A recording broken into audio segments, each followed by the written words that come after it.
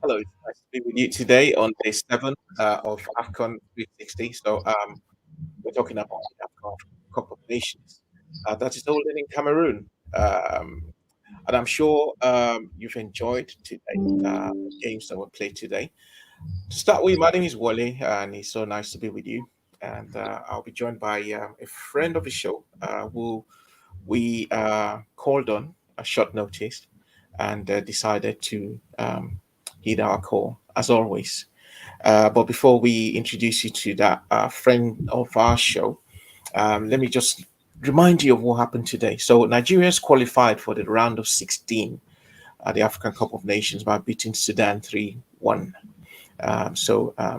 Well, if you did not know before, now you know Nigeria won 3-1. And Guinea-Bissau lost to Egypt 1-0. And guess who scored? Yes, you're right, Mo Salah. Mo Salah scored the only goal of that game, which only ended about a few minutes ago. Today's Cameroon, Morocco, and the Super Eagles of Nigeria have qualified so far for the round of 16 of the Afcon.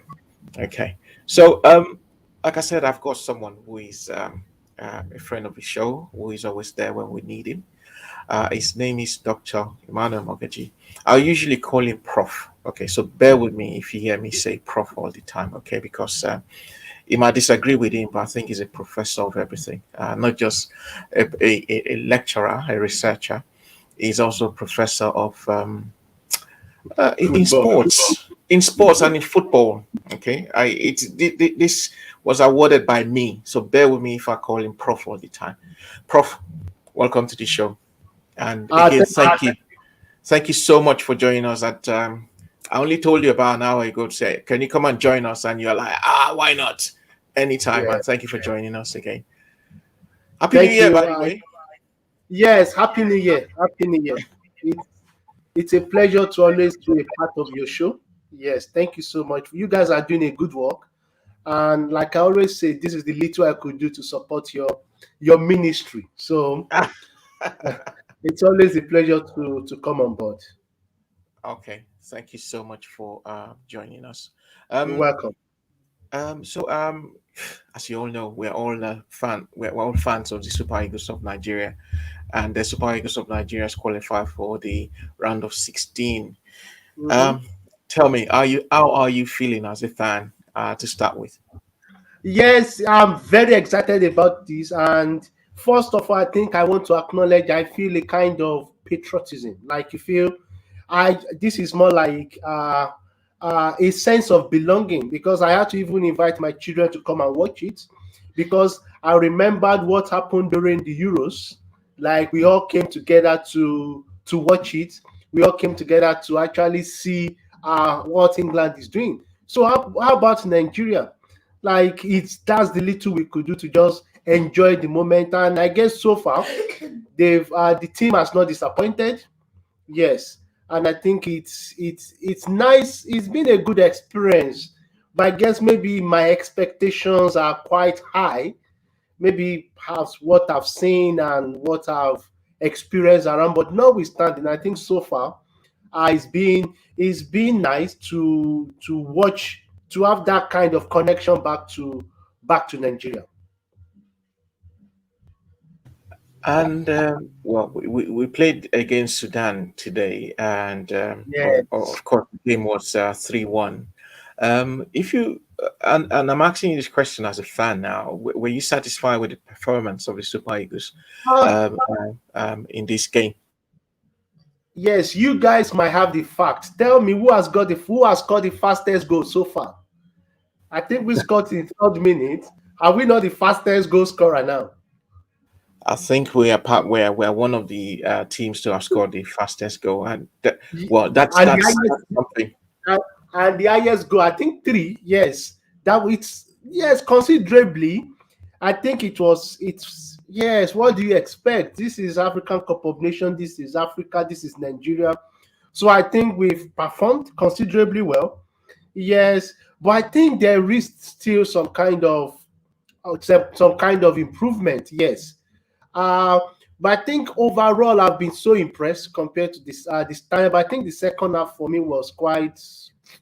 Yes, but you know what? I'm not a football analyst, but from my own little experience, I felt the second half was not that very productive as I would have anticipated, and also we could not retain our clean sheets. Yes, again that really disrupted the flow. But overall, we won. Yes. So as a fan watching Nigeria, I enjoyed it. Yes, yes, I enjoyed it, but like they will say, our mouth is now wide. We expect much, much, much more. But we know who we are dealing with, so we can't really complain much. Yes. So obviously Cameroon has scored more goals than us because they scored Okay. the last they scored 4 goals in their last game, and I know you watch a bit of the Super Eagles. Well, you watched Super Eagles when we had Genen Roa there as our coach, and everybody was like, the team now became very rudderless, and we were used to watching boring football, and all of a sudden he was sacked, and Eguavon came in, and the team started playing exciting Yeah. football. As a fan and also as a follower of football, um, would you in your analysis of the change in between coaches, would you say it has really affected the boys, or I is that yeah, more like a kick, for the boys now that they've got a new coach? I think so. I think it has changed the dynamics, and I would think that is what you expect when a new manager comes. Sorry for quickly digressing. Look at what is happening with Aston Villa with this new guy coming in.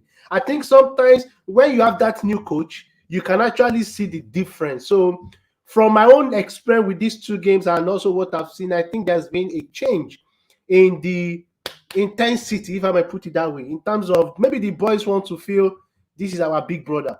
We just have to do everything possible to make it well. So far, I think it's been fine, and I think it's also good for the record of the coach. Like two games wins two in the championship. So I think we are quite on the right path. But maybe when we get to the real game, maybe when we go to 16, then 8, then maybe quarterfinal, then we actually see what is going on. But so far, I think there has been some visible changes, which I'm sure many people also would have recognized. But we just hope this is not just a flash in the pan. We hope we can continue this and ultimately win it. Yes. About it, was it a day or about 3 days ago? You and I were having a discussion, and you text me and you said, "How come we don't have a lot of?" Now I'm going into something you're an expert in, and we see the Nations Cup that actually had a lot of negative press, especially from the West, Mm. because a lot of them did not actually want it to go ahead, but it's gone ahead now. It's going ahead, and people are playing. But you notice something which I thought was very, very pertinent and very important, especially with when we say we want to develop football in Africa. You notice the billboards there, and you say, how come Yeah. some of the billboards there are so blank compared to when we watched Euros, compared to when we won the Champions League? We watch it when we watch the English Premier League, when we watch the French League on Spanish League. you always have advertisers struggling to put their adverts in. Struggling. Yeah. And Hmm. why is it, you noticed it and said, well, what's going on? How come we have blank? How comes we've got blank billboards and Around the years. sidewalks Yeah. and I said, well, that's a good spot. Why do you think this is so? Do you think we as Africans we're not proud of what we've got, or people Yes. find it very hard to come there and probably showcase their product and probably support African football? Yes, thank you again. I just, like I said, I just feel you guys are doing something that I feel I could easily engage with, and that was why I text you. And I was sharing with some of my friends in my old school, and they were like, "Guys, we they watch football, you they watch Sky Billboard."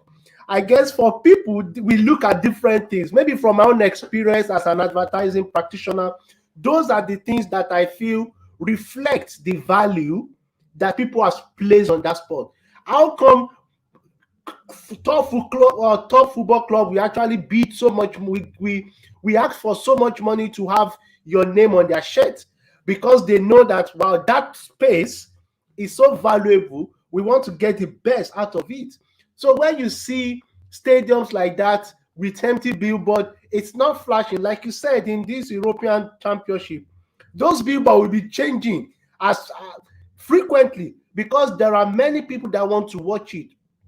And also with technology, the billboard you are seeing in the game when you are watching it in England will be different from those guys watching it in France. Because with artificial intelligence, you can actually change those billboards in real life to really reflect that. Because we can't all have same advert for everybody around the world.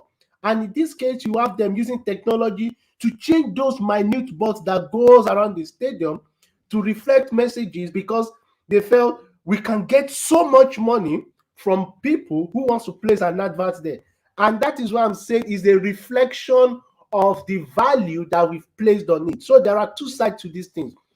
Is it that the organizers are not bringing these as a platform for people to advertise? Have they not considered it a place to market? And the second part is, as business organizations or brand, have they not considered it? So for example, if I have a space in the front of my house and it's so popular, a lot of people are walking by. If the landlord, I say, you know what, I don't want to use it, a business can come and tell me, Emmanuel, can I put my advert on your wall? Because I see 5 million people pass this place every day, they will see my message.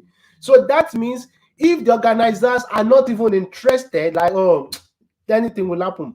How about the brand? I think it was only Total Energy that I saw that was actually just stagnant, just there.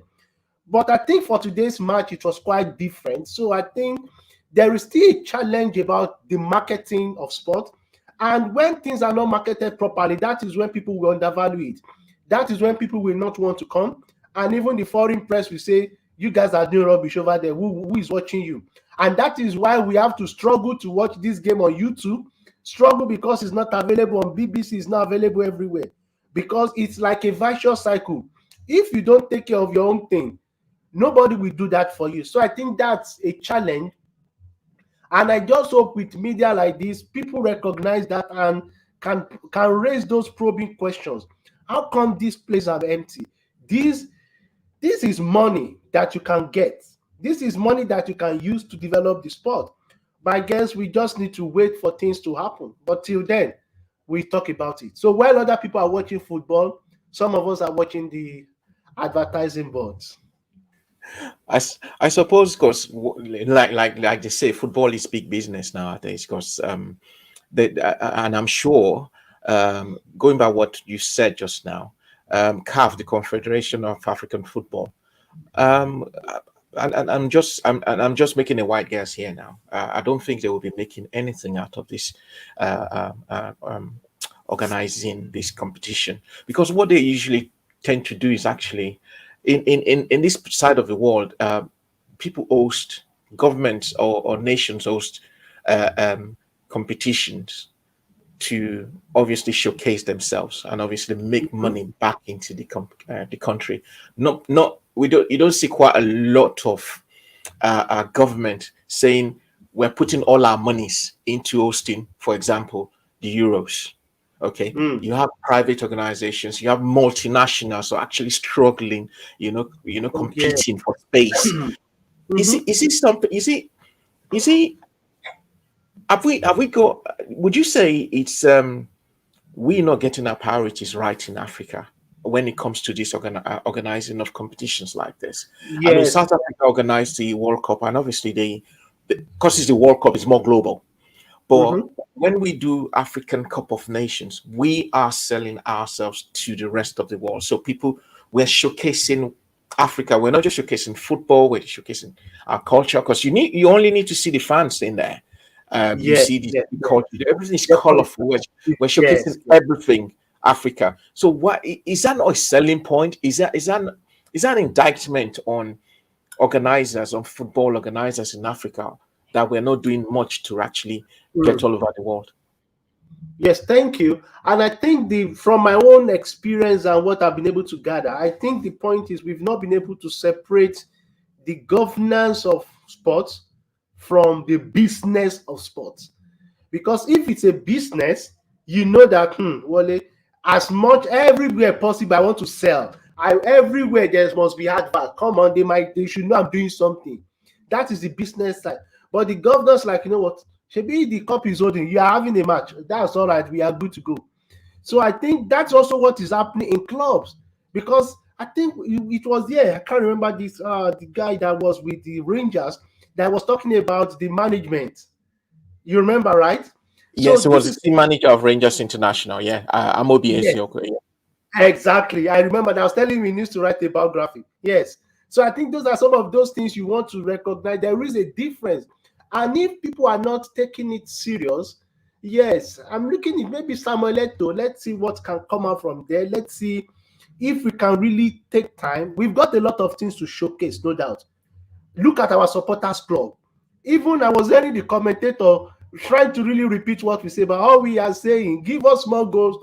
That is something that is unique to us. You don't really hear that in other part of the world, like singing like that, give us more goals. So there's some our culture, the vibe, the way we do our own sport, but also this is showing our own negative side. Even when the game is not finished, you want to blow your whistle and say, you know what, guys, I'm done for you today. I need to go home.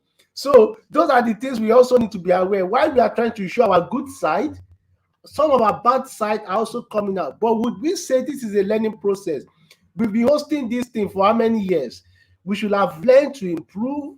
But if yes, I think we should get to that stage when we really take football serious as a business, whereby this is a company or this is an organization which is not government that is responsible for managing this, and we can put them under performance like yes, you must deliver this, but till then let us enjoy what we've got, please. Hmm. Let's also enjoy what we got. And I must say that if we remember during the South African World Cup, the World Cup we had that was held in South Africa, Africa gave the world Vuvuzela, and Yeah. Vuvuzela became a world phenomenon. Mm-hmm. Okay, so hopefully, we don't know now. This African Cup of Nations going on in Cameroon might be able to give Africa something. I mean, give the world something, but we will see about that. I also got with me Amos Joseph. Amos is going to be joining us quite in a bit. And we'll also be talking about some other stuff with Amos. Prof, we Egypt finally won. Finally. Finally won. Moses has always been given Egypt problem. So and Musala scored their goal. And we were talking about in previous editions of this competition of this our show. We've been talking about the fact that Musala might not be. I don't know, might not be that much interested in this competition, but we were proved wrong.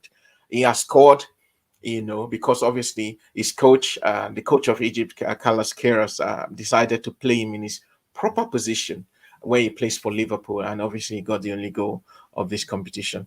Yeah. Do you think some of these players, when they go to Africa to play this game, do you think they also need time to settle down, to Yes, not just the they weather do. and with their teammates and all. They do, but think about it. How much time do you got to settle down?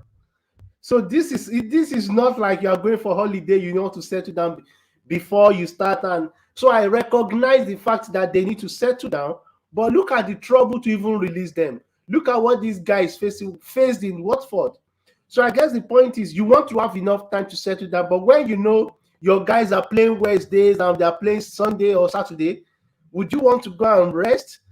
So I think it's that's the dilemma of the game.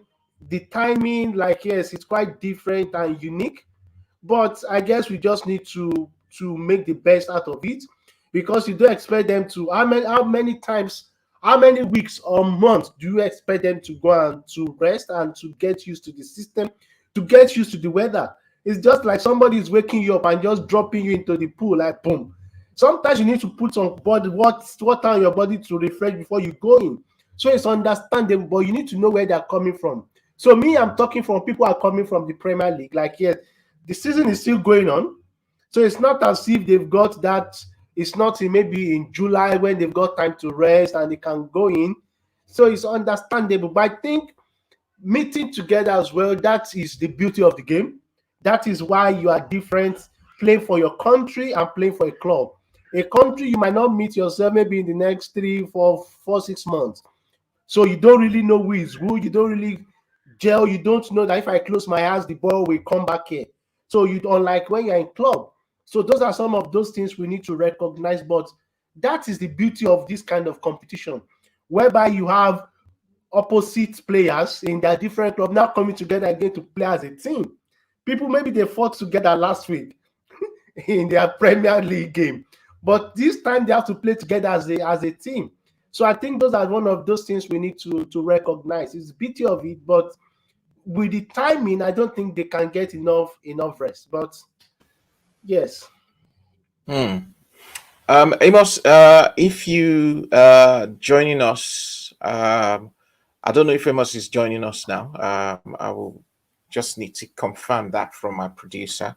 If not, if we can probably take a quick break, and if we've got any video we would like to show, any interview we would like to show, if we can just quickly take that and obviously bring Amos in to join us for the next segment of the show. It's still the Afcon 2021 360 degrees, and I've got a friend of the show, a friend of our show, Professor Emmanuel Magiji, still joining us. We also be linking up with Amos Joseph also to join us, and we'll still trying also to link up with our man on the ground in Cameroon, Toby Adepoju, who we're trying to establish contact with him so we can get a feel of what's been going on there in Cameroon, especially after the Super Eagles have qualified for the round of 16. We want to see if there's celebration galore in the camp, or if the NFF officials and government officials have suddenly bombarded Cameroon with promises of whatever if the team gets to win the competition. So stay with us, and I hope my producer has tried to locate Amos, but we're going on a quick break, and when we come back, we will continue on the show. It's still AFCON 2021 360. Stay there. Join us soon.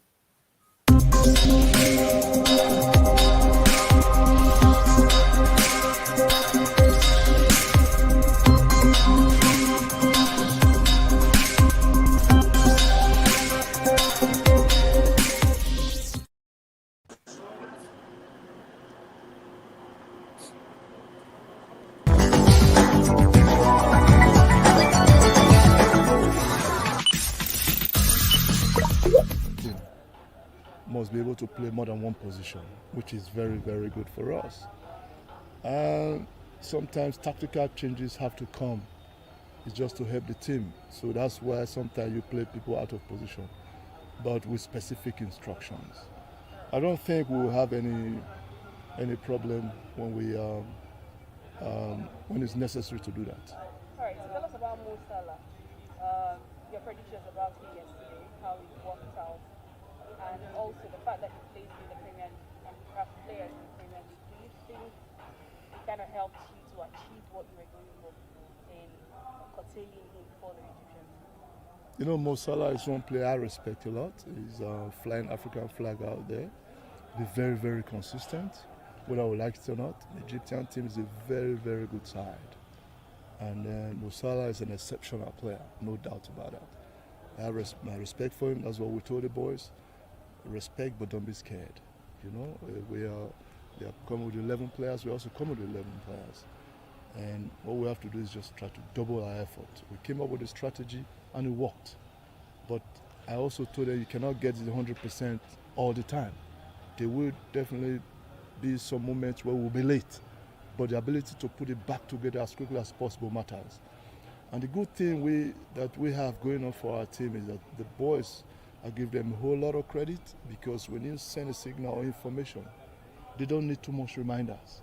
That's very good. So our boys are very football intelligent, and when you give information, they go by it. They don't have to be reminded. I think that is what we had going for us, and they were able to keep Salah at bay.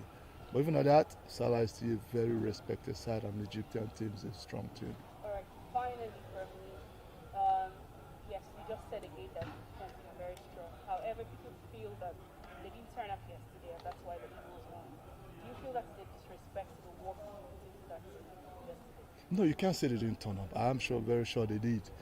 Having one of the best players in the world in the Premiership as well, in the mode of Mo Salah, and having one of the best coaches in the world as well, Carlos Queiroz. He has worked in big clubs like before, Madrid, Man United and all that. And it's just that the way we approached the game. We try to neutralize them and then play our own game as well.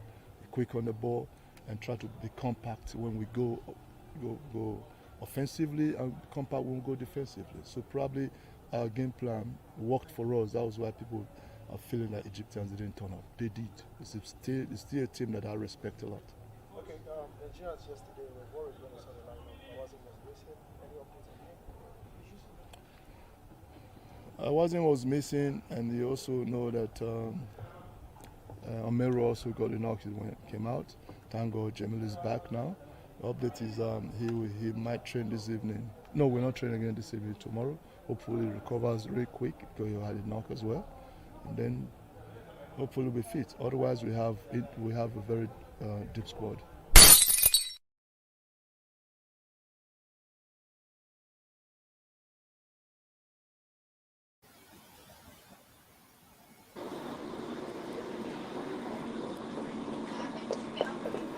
Welcome back. That interview was before the Super Eagles played Egypt. Amos is covered up in the train station waiting for his train, but he's decided to join us. Amos, how are you today?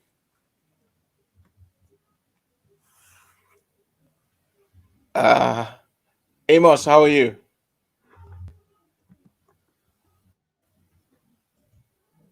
You're mute, Amos.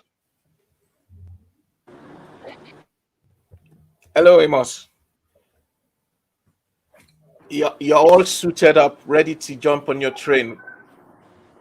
Yeah, I can barely hear you guys though. I think it's very low from my hand, uh, but I can see the pictures already. Moses Simon. It was an interesting game, exciting game at that. Our players came alive, and that's the sort of performance as we've always seen, as we saw in the first half, in the first match. They continued in that fashion in the second game as well, and.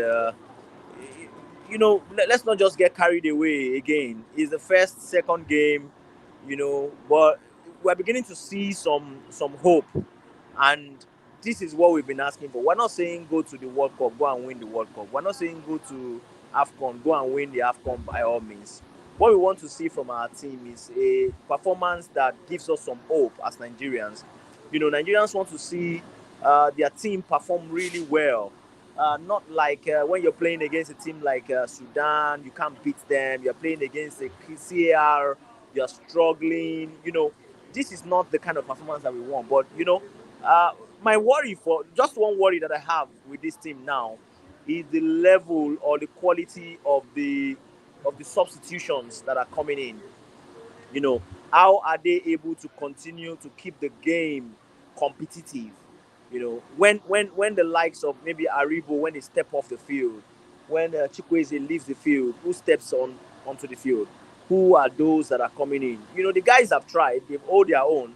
But I think we still have the likes of Henry Onyekuru. We still have Olayinka in the forward line. I think it's time for them to get their own chance as well. Because you know Chukwueze has gotten his chance, Nwakali has gotten his chance, Umar has gotten his chance, and I think it's best that in the last game, it'll be nice if we can see Onyekuru, if we can see Olayinka. You know, let these guys also come up forward. Let's see how much contribution they can give to that team. You know, I think now is the time for them. But kudos to the team, 100% performance. I must say that I'm really impressed.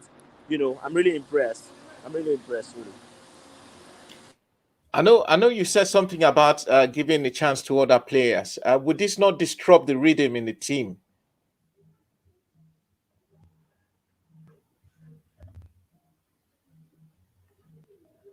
Amos, can you hear me?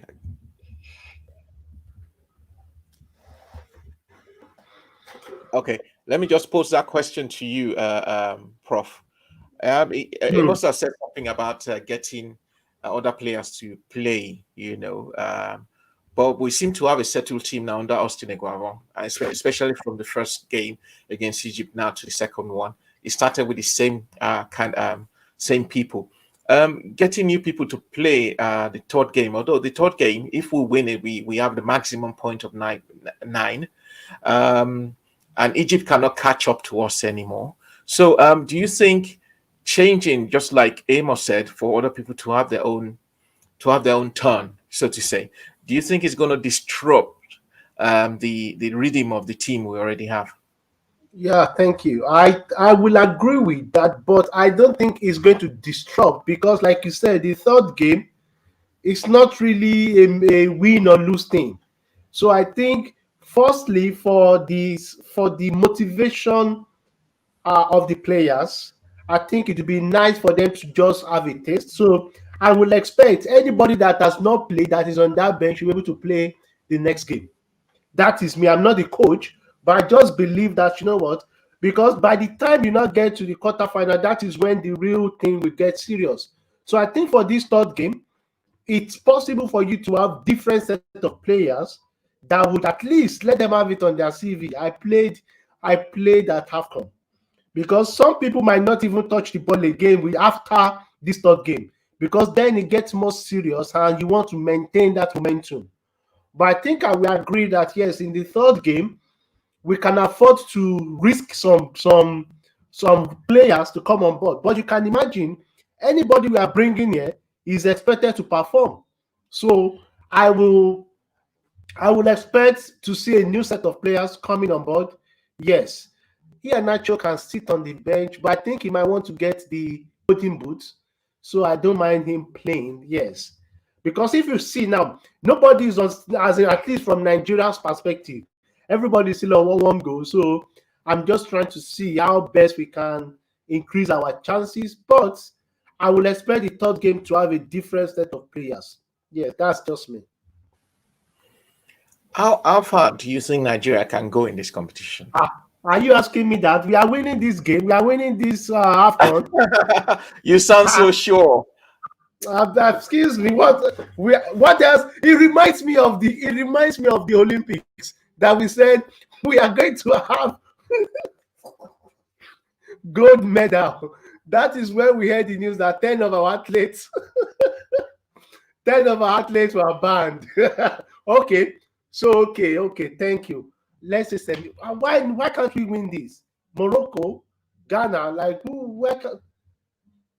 Okay. I still sit off. We are winning this. We are winning this African Cup of Nations. Yes. Today is 15th January. Yes, we are winning it. And I definitely will have to quote you on that when we win. Yeah. If we win, You heard it. Yeah. You heard it first. Yeah. you The heard it oracle first. has told me. The oracle spoken. Yes. Okay. What do you think? Do you think we can win? Or you don't have a position? I think I'm allowed to have a position to see if we can Okay. win or not. totally would love, obviously, like us to win because it's going to be a plus for Iguava.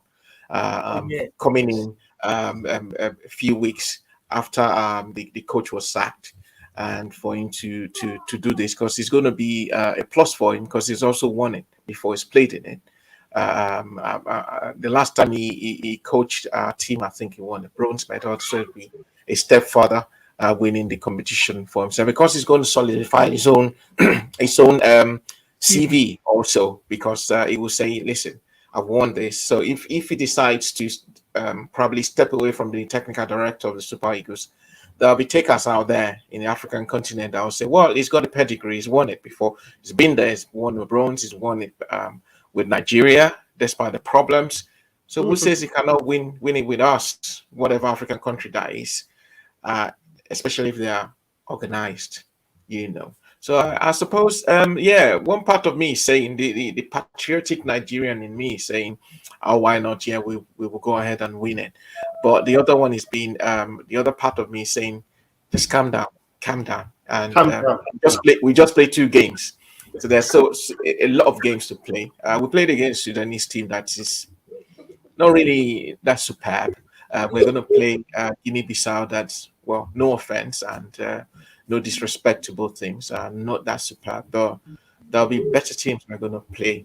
In the course of probably going ahead to win this competition. But I do hope we do win. I do hope we do win. But it's going to be really, really tough because we've all agreed in African competition there are no small teams. Any team can just come now and be as good as they are and just put us out. Especially if you look at the game against Sudan, especially when the Sudanese scored that penalty, I actually feel that penalty was soft because Yeah, we see what quite was that? we see quite a lot of those penalty gameplay in the English Premier League. How many times have we seen people pull, even with VAR? The referee will probably say, go on, play." If someone is talking about the stump on the feet of by Olai on the Sudanese player, I think personally, I think it was accidental. I don't think it was because he was not even looking at the Mhm. player's feet. Fine, he pulled the player's shirt, but um, I did not think that player was actually really Yeah, interfering in a goal process. It wasn't a goal process move. I think something else to even talk about is the refereeing. Yes, I think that's also something to really reflect on. Yes, the quality of the refereeing. Yes, at least we've got a female referee, so that's also a plus. But I think overall we need to look at the referee. But so the I've just felt the penalty for Nigeria was so soft. Yes, though it was strongly taken. Yes. But it was such a soft one, and you wonder with VAR should that have gone through? But again, who are we to question the judgment of the referee? But I think that's also something to reflect on going forward.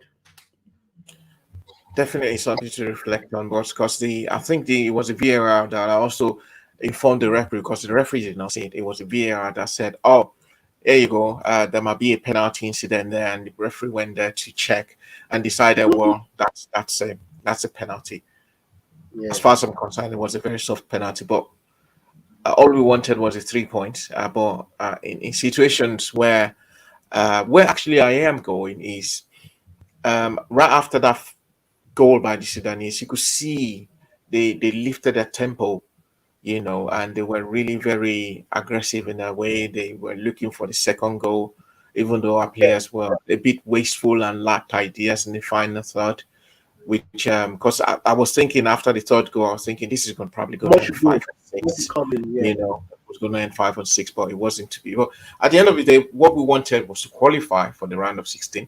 The boys have done it, and kudos to them. Kudos to the coach and the coaching crew, because I'm beginning to enjoy watching the Super Eagles play again, quite unlike before when if it was the time of getting raw that was there and It was we were playing blank. Sudan, it was so bland and I could have you know probably placed a bet that the Super Eagles was going to lose this game, but now that we've got a coach that knows how to play these boys and play to their strength, I think we might probably go a bit further. But Hmm. again, this is African football. You never know.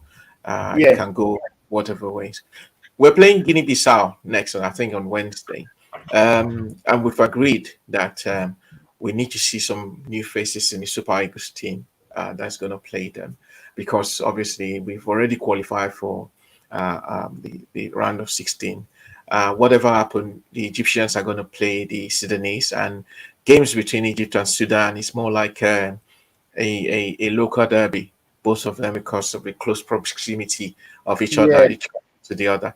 So, what do you think in that game, Nigeria, Guinea Bissau? Do you think it's going to be a game where we're going to see high scores again, or probably a game the players were are just going to, like, yeah, it's just we've already qualified. Let's just take it easy with these guys and see how it goes. Yes, I would think we should take it. Yes, I think we should not take it easy. It's football. Yes, we want to get the maximum 9 points, but I expect new set of people to come on board, new set of players. So I think it's not left for them to how would I put it, to confuse the coach by performing more than expectation. So because you might think, guys, this is just a third game, and it's time for you to show off and to confuse the coach and not know who to really pick, because that is the time for them to show off. But I'm sure Guinea-Bissau they also want to really inflict some danger. So I think we should be expecting an interesting game. As you can imagine, the third game is always unique, especially for those who need it to qualify. And I remember those kind of group game, you'll be doing your permutation and simulation. Like, yeah, if you guys draw and we win, and you draw and you draw. So I think that is not there for Nigeria. So I think we can just go on and enjoy the game. Yes, I'm looking forward to it. Yes, hopefully to be on live player at least for us to have easy access to it. But I think it should be an interesting game. Got their players ready, and I'm sure they also want to impress. They want to deliver. But ultimately, I think it's a third game. I would expect fresh blood and new people to come on board and to have a different perspective. Okay, so the question about foreign-born players of Nigerian parentage, okay, playing for the Super Eagles. Let me hear your thoughts about it. Then, to be fair with you, I think so far in this competition, I would not fault any of the players. Trustek Kong, the goalkeeper Maduka, Joe Aribo, who else played so far in this? All these players that I've mentioned so far have been excellent. Because one of our fears has been that these guys might not be strong enough to cope For with the Nigeria. Africa, exactly, especially playing against tough African teams. The Sudanese are probably the most physical we've played so far in this competition. The Egyptians are physical, but naturally the Egyptians and North African teams always play, they mirror their football just after the European teams, obviously because of the fact that they're probably closer to Yeah, France and 70 Spain and what have you. But Sudan showed a lot of physicality, and the boys were able to cope with it. And you could even see Ekong today, through second, actually, bumping people off, showing that, listen, I might be of mixed parentage or what have you, but I still got that Nigerian bone in me, so you don't mess Yeah. around with me. But Yes. what do you think? My I respect that. I get that, but my concern again is around the perception of perhaps local players in terms of opportunities, because if we are not developing our own homegrown players, are we relying on international players to come back to Nigeria and play for us? So I don't know, but I think this is something I'm just trying to play in my mind that could be going on, where people feel intimidated because they've not traveled abroad, or because uh they were not born abroad, so they have a lower chance compared to somebody who was born abroad, who has been playing abroad.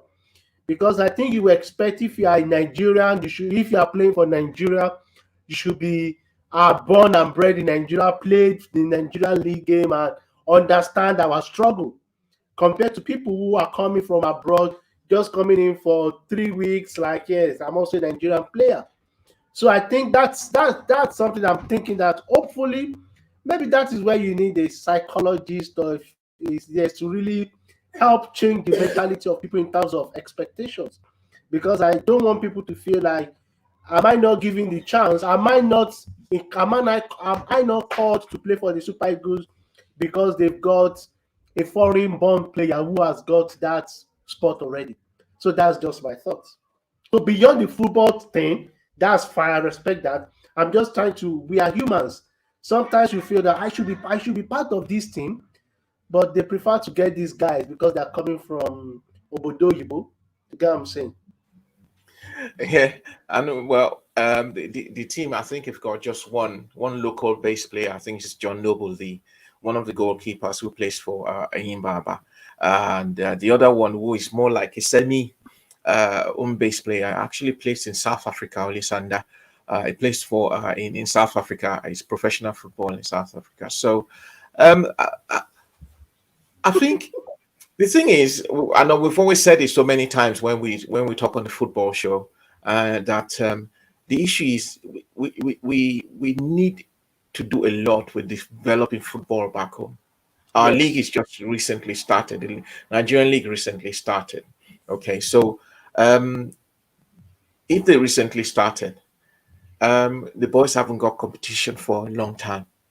So if you even decide to bring them in as local players to go and play, uh, um, I'm not sure they will have been able to do something extraordinary, especially when you are playing.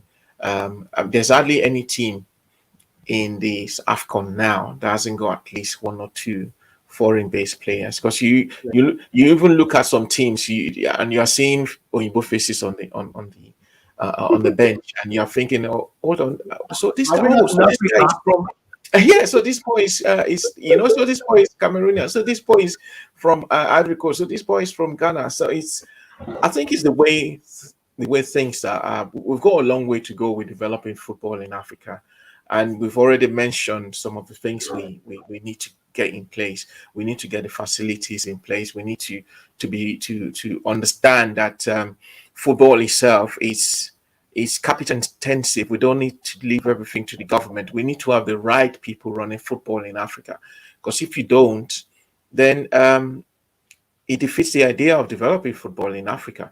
Our producer and I and someone else, that's Yomi Omogweja, we're talking about the fact that the way it is now, we've lost a generation of players in Nigeria, Hmm.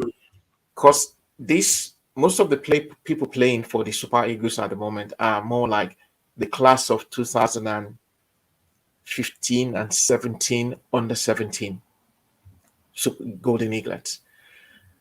Since 2018, 19, 20, we've not produced any Golden Eaglets because COVID, no competition, nothing. So we've lost a generation. So by the next Afcon, the Hmm. next World Cup after 2022, the next one, these players that we've got now, we You'll be are getting to retired. their peak. They are probably, thinking, you know what, I don't want to play. So who would now transform or translate into the Super Eagles of that time? So what do? We need to start shopping again. Go to England. Half of the players that play for Arsenal under 23 are Nigerians. Go and try and convince them to come back home and Hmm. play for Nigeria. Go to Chelsea. The under 19 goalkeeper is a Nigerian player. Is a Nigerian born, not Nigerian born of Nigerian parents, but in England. Bring him back home.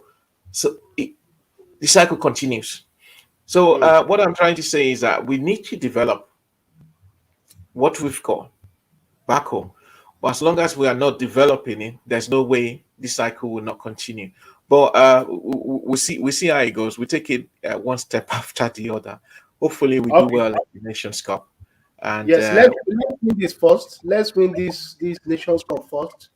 Yes. Then we I, can I, we I can like talk. I like I like your optimism. Let's win this Nations Cup first. Yes, yes, I think we should win it. Yeah, I don't know if you saw the jersey for the Sudanese team. And yeah, I was going to bring that up because it's part of the thing. Because just like you mentioned, that your friend said to you that some of us watch football, you watch the other things that are. And I also mentioned you did mention that Sudanese team has got a jersey that is sponsored by Adidas, and you see Yes, different letterings, different fonts on their yes. jerseys, which you would never see when you see players playing in Europe or South America or I don't know. So again, your You see, opinion about I saw that and immediately caught my. I was so hungry, like I had to take a picture. Like this is rubbish. We are being taken for granted. So you want to tell me, is it the Sudanese team that printed those names themselves? I don't know, but I'm seeing Adidas in front, and I expect some kind of quality assurance. You do design, you want to make sure there's consistency across board. If you are using all capital letter, use all capital letter. You can't. It was. I felt so angry because it was like these guys are taking a mick out of us that they can't just be bothered. Oh, Sudan, you want shirt? I bet take this leftover, go and use it. And they had to start printing their name on it. And it was like they did it in different batches. It was so embarrassing. But at least on Nigeria's note, I don't like the first jersey, the dark green. No, no, no, no. That was. But I prefer this one. I like it. And I think Nike did a good job. At least our own fonts were beautiful, simple. Yes, but I think it's embarrassing for the Sudanese team. I don't even know if they noticed that. I don't know. I don't know if they noticed that. But it's so embarrassing. Come on, even you I play, I should check. Like, Emmanuel, why have they spelled your name like this? Somebody should have said something, but maybe they were only interested in the football. They just want to go and score goals. They were not. Again, how many jerseys do you even think those players have? I think it was during the Olympics that we talked about it. Like, can a player give their fan their jersey? Like, oh, I finished this game, take this jersey. Like, maybe they don't know what to wear the next game. Who knows? But that's just some indication into what we are facing in Africa. hopefully we get it right. Hopefully we get it right. So I'm just gonna give you a rundown of the games we've got for Okay? Sunday. Sunday the 16th, that's tomorrow. So we've got in Group E, Ivory Coast, also known as Cote d'Ivoire, playing Sierra Leone, and Algeria playing Equatorial Guinea. That's in Group E. In Group F, we've got Gambia playing Mali and Tunisia playing Mauritania. So those are the games that we are looking forward to in tomorrow, and hopefully we'll probably see some upsets, and we'll see how it goes with those games tomorrow. Those games are also very decisive. Okay, so One last question for you, Mr. Wale. Who do you think will win this Cup of Nations? No, I said Cup of Nations, Nations Cup. yes, I Who think do you think will win, apart from um, Nigeria? well, we had a chat about this yesterday, and our man on the ground, Toby Adepoju, was very emphatic in saying he thinks it's going to be Cameroon. Aside, he's not even thinking Nigeria is going to win it, but if he has to choose teams from 1 to 3, I think Cameroon will probably be number one. Probably Algeria, Morocco, number two, and Nigeria. As I tend to want to believe that too. I strongly would like Nigeria to win it, but I think Cameroon, with all the support, with what they are doing, they seem to be very serious about this. Um, Hmm. and they're playing at home, At and home, yeah. yeah, and they've got that support, that fanatical support with them. I think personally, I also want to echo what Amos have always been saying on this program. We're not. If Nigeria don't win this, it's not a do or die. It would be nice for us to win it. It would be nice for Nigeria to win it, but let's just go there. Let's see a new Nigeria. Let's see a platform that we're building. That a template that Eguavon has set for us to build on, and hopefully we qualify for the World Cup, and then hopefully surprise people at the World Cup. It would be lovely for Nigeria to win, but I think my mind is probably tilting towards Cameroon winning Hmm. it. But I do know who I'm going to support if it's going to be a Nigeria Cameroon final. Definitely, I know the team I'll be supporting as Abuja as his capital. And the team I'm rooting for as Abuja as his capital. So Okay, hopefully we'll see. we'll Anyway, see. thank you That's all right. so much, Prof, for coming on the show at short notice I've always again. I always enjoy your show. So thank you so much for having me. Thank you. Thank you. And hopefully Nigeria, once Nigeria win, we'll come call you to come and Yes, let us celebrate life on the yes, show. yes. Yeah, We will thank you do so that. much. We'll do that. Thank you Enjoy the so much. rest of the evening or the night, and best wishes to you and your family. Thank you so Thank much. you. My regards to the producer as well. Always behind the scene. Thank you so much. Thank you. Thank you. And well, that's the show for today. Let's thank Prof. Emmanuel Mogaji for joining us on the show, and Amos for making a brief appearance on the show. He had to join me on his way, catching the train. He just had to quickly say a word or two about Nigeria's win today, qualification to the round of 16, beating Sudan 3-1. Well, that's our show for today. Unfortunately, we were not able to get in touch with our man on the ground in Cameroon, Toby Adepoju, to give us the feel on the ground of what's been happening.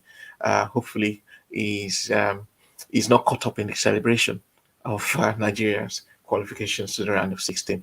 Well, I hope to be with you sometime soon again on Afcon 2021 360 3 degrees 360 degrees. Finally, I got there. My name remains Wally, and if you enjoy what you've seen today, please don't forget to subscribe to the show and look at what we've done in the past, and please give us a thumbs up if you really enjoyed it. Best wishes and thank you to my series producer, Yomi Omogbeja, behind the scene, making sure that I can reach out to you today. Thank you. Have a good night and see you soon.